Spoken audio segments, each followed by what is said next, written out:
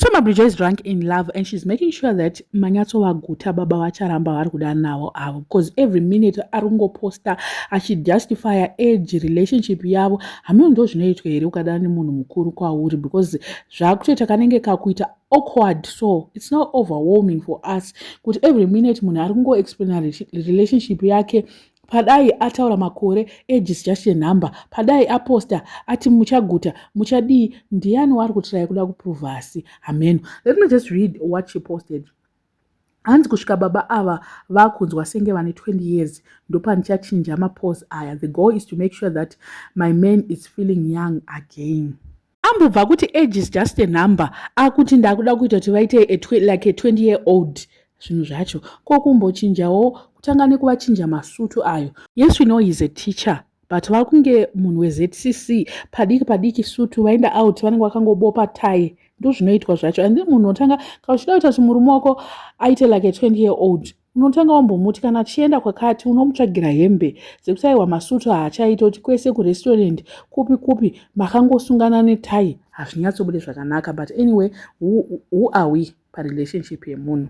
And then zvikanzi my pillar of strength, Madi, my peace, my warmth, and my safe place. You give me peace and comfort. I love you and I'll choose you forever. Zvezera ndezvekushaya. I'm allergic to young men.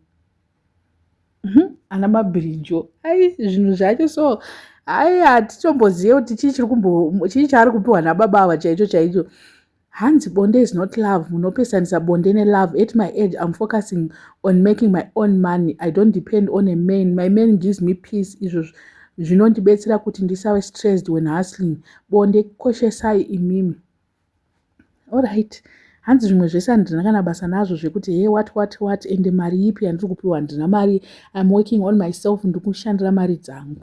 Baba vachachiguta gore rinori relationship yawe kunge content. Ameno baba looks like he's very innocent, but manje nemunhu wavaenda naye uyu manje ka ivo vari kutonyatsooneka kuti he's old school, but vari kuitiswa ama2K uyu.